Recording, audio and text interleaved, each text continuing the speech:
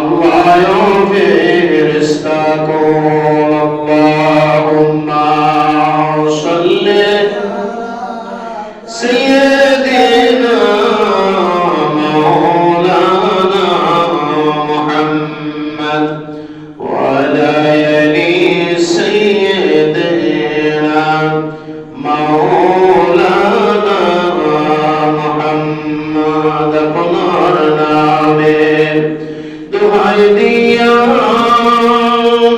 নাজাত পাইলেন আদম হাওয়া কবুল করলেন তাদের দোয়া মুহাম্মদ ইয়া রাসূলুল্লাহ আল্লাহুম্মা সাল্লি আলা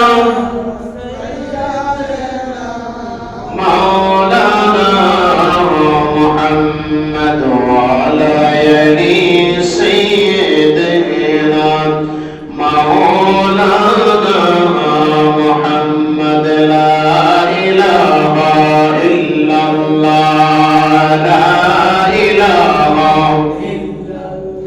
কলবে লা ইলাহা ইল্লাল্লাহ লা মাবুদা ইল্লাল্লাহ লা মাওজুদা ইল্লাল্লাহ লা মাশরুকা ইল্লাল্লাহ লা ইলাহা ইল্লাল্লাহ লা ইলাহা حسبي ربي جل الله ما في قلبي غير الله حسبي ربي جل الله ما في قلبي غير الله نور محمد صلى الله لا إله إلا الله لا إله إلا الله محمد رسول الله صلى الله عليه وسلم الله الله الله الله الله الله الله الله الله الله الله الله الله তুমি দয়াবান নবীজি তুমি দয়াবান নবীজি তুমি মেহেরবান আল্লাহ আল্লাহ আল্লাহ আল্লাহ তুমি আদি তুমি অন্ত তুমি মেহেরবান তুমি আদি তুমি অন্ত তুমি মেহেরবান আল্লাহ কাছে পাগজি তোমার মাওলার কাছে পাগজি তোমার পবিত্র জবান ও নবীজি তুমি দয়াবান আল্লাহ আল্লাহ মুহাম্মদ বলুন আল্লাহ আল্লাহ আল্লাহ আল্লাহ আল্লাহ আল্লাহ আল্লাহ আল্লাহ কত কষ্ট করলেন যিনি তায়েফের ময়দান কত কষ্ট করলে তুমি ওহুদের ময়দান তান্দার মুবারক করল শহীদ তান্দার মুবারক করল শহীদ কাফের বেঈমান ও নবীজি তুমি দয়াবান আল্লাহ আল্লাহ আল্লাহ আল্লাহ আল্লাহ আল্লাহ আল্লাহ আল্লাহ আল্লাহ আল্লাহ আল্লাহ আল্লাহ আল্লাহ তুমি আদি তুমি অন্ত তুমি মেহেরবান তুমি আদি তুমি অন্ত তুমি মেহেরবান খোদার কাছে পাগজি তোমার মাওলার কাছে পাগজি তোমার পবিত্র সরবান ও নবীজি তুমি মেহেরবান লা ইলাহা ইল্লাল্লাহু মুহাম্মাদুর রাসূলুল্লাহ সাল্লাল্লাহু আলাইহি ওয়াসাল্লাম। সকলে বলুন আলহামদুলিল্লাহ। মহান আল্লাহ পাক রব্বুল আলামিনের দরবারে অসংখ্য অগণিত সুজুদ আর সুজুদ যে আল্লাহ পাক আমাদেরকে পবিত্র শাবান মাসের প্রথম জুমার দিনে আল্লাহর জান্নাতের বাগানে, এই পুত পবিত্র স্থানে জান্নাতের বাগানে, মসজিদ বেহেশতের বাগানে আসার তৌফিক দিয়েছেন। সকলে বলি আলহামদুলিল্লাহ। লক্ষ করে দরুদ সালাত প্রেরণ করছি শাফিউল মুসলিমিন, গুনাহগারদের তরবারে নবী, রোজ হাশরের ময়দানে উম্মতের কাঁটার নবী মুহাম্মদ রাসূলুল্লাহ সাল্লাল্লাহু আলাইহি ওয়াসাল্লামের রওজা মুবারকে দরুদ সালাম। মান আল্লাহ তাআলা আমাদের দরুদ সালাম নবীজির রওজা মুবারকে পৌঁছায় দেন। সকলে বলি আল্লাহুম্মা আমিন।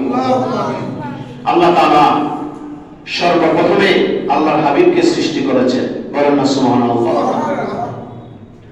আল্লাহর হাবিবকে সৃষ্টি করে আল্লাহ রাব্বুল আমিন সমস্ত নবীদের পরে আমাদের নবীকে পৃথিবীতে প্রেরণ করেছেন।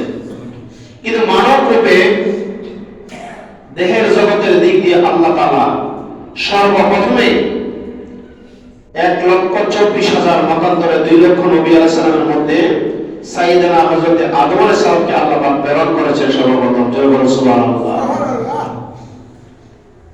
আল্লাহ তাআলা সর্বপ্রথম জিন জাতি বানাইলেন। জিনদের মধ্যে একদল মানুষ আছে, একদল জিন আছে, এরা কিয়ামত পর্যন্ত হায়াত রাখে, বলেন না সুবহানাল্লাহ। আরেকদল আছে খবিস। কি আছে? খবিস, মানে এদের মধ্যে ক্লাসিফিকেশন আছে। কেউ আছে নেককার, এদের মধ্যে আলেম আছে, হাফেজ আছে।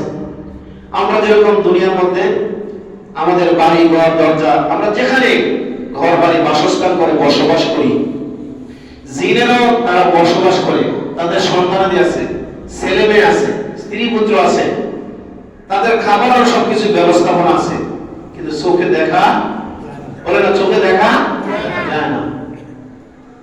আমাদের সাথে ডানেও জিন আছে, বামেও আছে। মসজিদে নামাজ পড়ি আমরা, কিন্তু জিনেরও নামাজ পড়ে। সুবহানাল্লাহ। জিনদেরকে দেখা যায়? দেখা যায় না। কিন্তু জিনদের মধ্যে নেককার আছে, সালিহিন আছে। দুইটা জাতির হিসাব আল্লাহ তাআলা নেবেন হাশরের ময়দানে। একটা হলো জিন জাতি, আরেকটা হলো মানব জাতি। জোরে বলো সুবহানাল্লাহ। মানুষের মধ্যে first class, second class, third class এরকম মানুষ আছে, আছে না নাই? আছে। আজকে জুমার দিন আমাদের জন্য একটা সুবর্ণ সুযোগের দিন। আমরা মসজিদ বেহেশতের বাগানে আমাদের কাজ কর্ম বেচা কিনা সব শেষ করে কোনো মতে আইসা জামাতে আমরা অংশগ্রহণ করি। এই জামাতের কথা আল্লাহ পাক বলেন নাই, আল্লাহ রাসূল বলেন নাই, আমার নবীজি বলেছেন জুমার দিন উম্মতেরা ফাআযানাল মুয়াজ্জিন, আযান যখন দিবে মুয়াজ্জিন আল্লাহু আকবার বলে, তখন তুমি তোমার কাজ কর্ম তাড়াতাড়ি ছেড়ে দিয়ে মসজিদে দৌড়ে যাও। জোরে বলুন সুবহানাল্লাহ। আমি বলছি না আল্লাহ বলছেন? আল্লাহ বলছেন। আল্লাহ বলছে তাড়াতাড়ি আসার জন্য, আমরা আসি সর্বশেষে। তাহলে বোঝা গেল আমাদের নিয়ত ভালো না। বলুন আমাদের নিয়ত ভালো না, উদ্দেশ্য আমাদের ভালো নয়। কারণ আমরা মনে করি যে আমি লেভেল নিষ্পাকা, আমি দুর্বল, কোন মতে আমরা আসি। আল্লাহ তাআলা বলেন ইয়া আইয়ুহাল্লাযীনা আমানু, ইয়া আইয়ুহান নাস বলেন নাই। যদি নাস বলতেন তাহলে সব মানুষের কথা আল্লাহ বলতো। আল্লাহ বাছাই করে বলছে যারা জুমার দিন নামাজ পড়ে, 5 ওয়াক্ত নামাজ পড়ে, তারা ঈমানদার। জোরে বলুন সুবহানাল্লাহ। আমরা কি নিজেকে ঈমানদার বলে দাবি করি না বেঈমান বলে দাবি করি? ঈমানদার। তো আল্লাহ বলে ইয়া আইয়ুহাল্লাযীনা আমানু, বিশ্বাসীরা, মুমিনেরা, ঈমানদারেরা, তোমরা যারা আমারে মানো, আমার ইত্তেবা করো, আমার অনুসরণ করো, আমারে আল্লাহ বলে ডাক দাও। তোমরা কি করো? ইযা নুদিয়া লিস-সালাতি মিন ইয়াউমিল জুমআহ, যখন জুমার দিন আমার বান্দারা, আমার মুয়াজ্জিন বান্দা যখন আযান দেয়, ফাসআউ ইলা যিকরিল্লাহ, আমি আল্লাহর জিকিরের স্মরণে অর্থাৎ জুমা পড়ার উদ্দেশ্যে তাড়াতাড়ি করে তুমি হাজির হয়ে যাও। সুবহানাল্লাহ। ফাসআউ, মানে তোমরা দৌড়াও, ইলা যিকরিল্লাহ, আল্লাহর জিকিরের দিকে।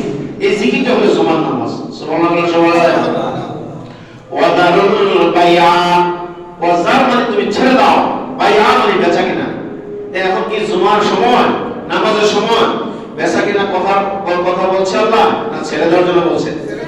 আগেরকার লোকেরা জুমার দিনে হাল চাষ করতেন না, জুমার দিনে কোনো কাজের লোকদেরকে কাজ করাতেন না। জুমার দিনে লোকেরা হচ্ছে মেহমান, আল্লাহ তাআলার মেহমান। জুমার দিনে আল্লাহর বান্দারা মসজিদে আসবে।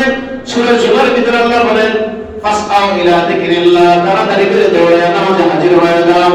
ওয়া দারুল বায়াত, তোমরা বেচাকেনা ছেড়ে দাও। যালিকুম খায়রুল লাকুম ইন কুনতুম তা'লামুন।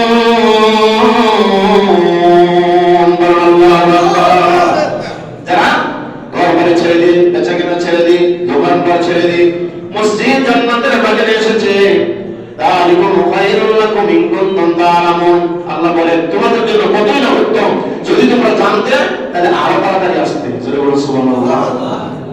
আমাদের বাংলাদেশের মধ্যে যে মসজিদটা হচ্ছে জাতীয় মসজিদ বাইতুল মুকাররম, বাইতুল মুকাররমে যদি আপনি 8টার সময় যান তাও গিয়ে দেখবেন আপনার আগে কয়েকজন লোক মসজিদের ভিতরে আছে না নাই? এত সূচনা যে আপনি গেলে 8টা তারিখে আপনি জায়গা পাবেন। নবীজি বলেছেন জুমার দিন আমার এই উম্মতেরা সর্বপ্রথমে আসবে, আর আমার নামের মধ্যে একটা জীবিত উট আল্লাহর রাহে দান করলে, সাদাকা করলে, কুরবানি করলে, মানুষের মধ্যে বিলায়া দিলে যে সওয়াব হবে, আমার আল্লাহ তাআলা তার আমল নামের মধ্যে একটা উটের সওয়াব দান করে দিব। আফালা ইয়ানজুরুনা ইলাল ইবিলি কাইফা খুলিকা। আল্লাহ বলেছেন শুধু উটের কথাই শুনেছো, আর এই উট সম্পর্কে আমি আল্লাহ তাআলা কোরআনের মধ্যে কত বর্ণনা দিয়েছি তোমরা ভালো করে জানো। কিন্তু তাকায় দেখো, উট দেখছেন আমরা সবাই জানি উট। বাংলাদেশের মধ্যে অথবা সারা পৃথিবীর মধ্যে কয়জন মানুষ আছে আল্লাহর রাস্তায় একটা উট কুরবানি দিতে? কোটি কোটি টাকার, হাজার হাজার মিলিয়ন বিলিয়ন ট্রিলিয়ন টাকার মালিক আছে, কিন্তু সে উট কুরবানি দেয় না। দেওয়ার তৌফিক আছে না নাই? এই যে বর্তমানে দেখেন না, যারা এমপি মন্ত্রী প্রার্থী হিসেবে যারা নমিনেশন নিতে আছে, হাজার হাজার কোটি টাকা ঋণ খেলাপি আছে না নাই? টাকা দিতে পারে না, নিয়ে বসে রয়েছে, সব ব্যাংক খালি করে রয়েছে। দলমত নির্বিশেষে কোটি কোটি টাকা আছে, কিন্তু উট আল্লাহর কুরবানি দেওয়ার তার মন মানসিকতা নাই। কিন্তু উটটা যে কুরবানি দিবে এটা একটা ত্যাগের বিষয়। সুবহানাল্লাহ। গরু কুরবানি দেওয়া